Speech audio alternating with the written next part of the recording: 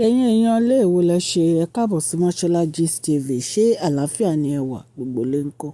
Ẹ̀yin èèyàn ilé, wọ́n ní àwọn alágbára ilé Ifẹ̀ tí àwọn àǹtí wa méjèèjì wá, àǹtí wa A àti àǹtí wa R. Ẹ mọ̀ pé àwọn náà wọ́n ní ilé ọba náà ti wá. Wọ́n ní wọ́n bẹ̀rẹ̀ sí í jà lórí bí Queen Naomi ò ṣe ní padà sínú palace o.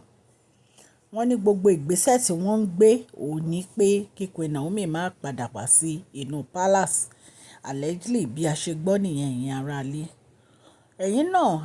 Ẹ̀yin náà mọ ìgbà tí kábíyèsí ti ní àwọn fẹ́ kí ìyàwó àwọn àti ọmọ àwọn padà wá sínú palace. Wọ́n ní inú àwọn àǹtí wa méjì yìí wọn ò dùn. Ojoojúmọ́ ni wọ́n ń rojọ́, ojoojúmọ́ ni wọ́n ń kùn nítorí pé wọn ò fẹ́ rí ìkankan wọn nínú pálásì kábíyèsí.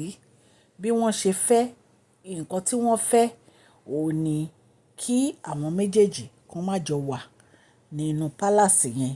Wọ́n ní àwọn ìdílé wọn, nítorí pé ìdílé ọba náà ni àwọn náà ti wá. Wọ́n ní ṣe ni wọ́n ń fa wàhálà, ni wọ́n ń fa ìjọ̀gbọ̀n láti má jẹ́ kí Queen Naomi padà wá sí inú palace. Ẹ̀yin èèyàn lé allegedly bí a ṣe gbọ́ nìyẹn.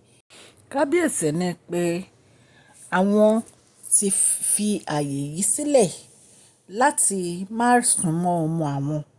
Wọ́n ní ó dẹ̀ ṣe àwọn láti rò wípé àwọn ò súnmọ́ ọmọ àwọn tó bó ṣe yẹ káwọn súnmọ́ gẹ́gẹ́ bí bàbá. Wípé ìtorí ẹ̀ ni àwọn fẹ́ fi jẹ́ kí ọmọ àwọn wà ní inú palace ibi tí àwọn ń gbé. Ẹ̀yin èèyàn ilé ẹ jẹ́ kí n kí ẹ̀yin olólùfẹ́ mi ní ilé lóko àti ní ẹ̀yin òde pé ẹ káàbọ̀ sí Mashola Gist TV. Mashola Gist TV kí yín. Mashola Gist TV kí yín. Adúpẹ́ adúpẹ́ atọ́pẹ́dá. Mashola Gist TV kí yín. Mashola Gist TV kí yín o. Ó ní ẹ ṣé o lọ́wọ́ ọkùnrin, lọ́wọ́ obìnrin, lọ́wọ́ ọmọdé, lọ́wọ́ àgbà. Lórí gbogbo bẹ́ẹ̀ ṣe ń comment, tẹ́ ń like, tẹ́ ń share. Adúpẹ́ adúpẹ́ ní ọwọ́ gbogbo yín. Mashola Gist TV kí yín. Ẹ̀yin olólùfẹ́ wa ẹ káàbọ̀ sí Mashola Gist TV. Ṣé àlàáfíà ni ẹ wà gbogbo lé ń kọ́? Orúkọ mi ni Mashola kò yí padà. A máa ń sọ̀rọ̀ nípa celebrity gist, royal gist, politics àti gbogbo nǹkan tó ń ṣẹlẹ̀ ní agbègbè orílẹ̀-èdè bàbá wa ní ilẹ̀ Nàìjíríà.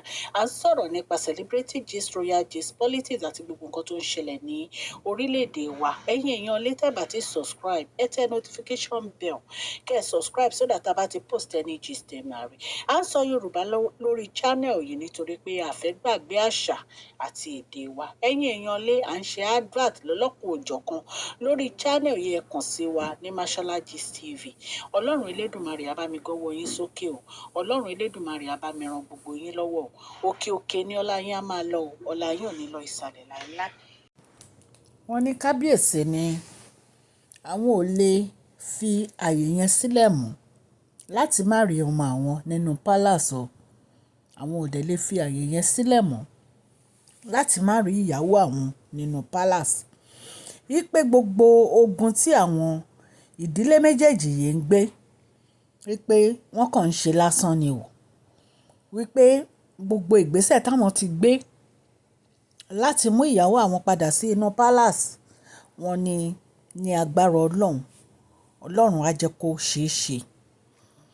Ẹ̀yin èèyàn lé ẹ̀yin náà mọ gbogbo ibi tí àǹtí wa R ti lọ lórí ọ̀rọ̀ ẹ pé kí Queen Naomi má padà sí inú palace. Ẹ̀yin náà mọ gbogbo ìjà tí wọ́n ti jà. Torí ní ìsìn gbogbo nǹkan tó ń fẹ́ ò ní kí Queen Naomi má padà sí inú palace.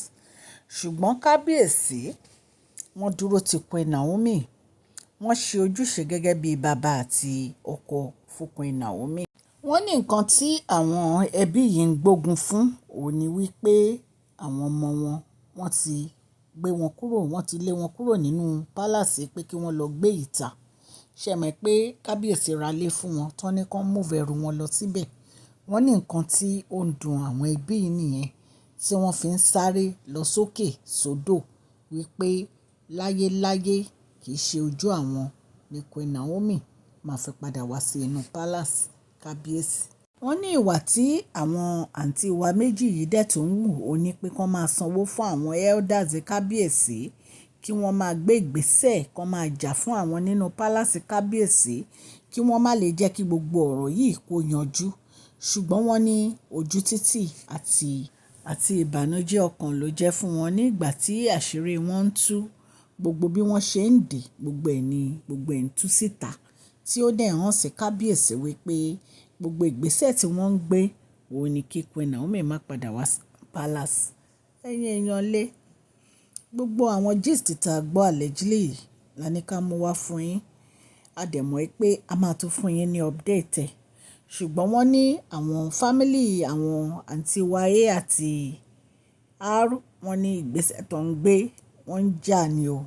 Wọ́n ní wọ́n ń jà lọ́tùn lósì ni wọ́n dẹ̀ fẹ́ kí Queen Naomi kí wọ́n padà wá sí inú palace. Ṣùgbọ́n èmi mọ̀ pé Ọlọ́run alágbára ni Ọlọ́run. Because ìjà Ọlọ́run lè yọ. Ọlọ́run ló ń ja battle yìí kì í ṣe Queen Naomi ló ń jà fún wọn. Ọlọ́run dẹ̀ ti yanjú battle yìí kò dẹ̀ sí ẹni tó lè tú iṣẹ́ Ọlọ́run wò kò sí ẹni tó lè dá dúró. So Ọlọ́run ti mọ̀ wípé Queen Naomi àti kábíyèsí òun yàn wọ́n fún ara wọn ni. Kò dẹ̀ sí ẹni tó máa ní kí Queen Naomi má return sí inú ilé ọkọ wọn nítorí pé ọwọ́ Ọlọ́run ó wà nínú ayé wọn àti ayé bàbá wa erin ńlá. Ẹ̀yin èèyàn lé bí a ṣe gbọ́ gist a ní ká mú wá fún yín o. Mo dúpẹ́ lọ́wọ́ gbogbo etí tó ń gbọ́ mi o. Mo dúpẹ́ lọ́wọ́ ìfẹ́ tẹ́ ẹ ní sí wa lórí channel yìí. Gbogbo bẹ́ẹ̀ ṣe ń share tẹ́ ń subscribe tẹ́ ń like Ọlọ́run Elédùmarè á bá mi gbọ́wọ́ yín sókè o. Òkè òkè ní ọlá yín á máa lọ o. Ẹ má gbàgbé kẹ́ fún fídíò yìí ní thumbs up o. Please share this video, like and subscribe. God bless you all.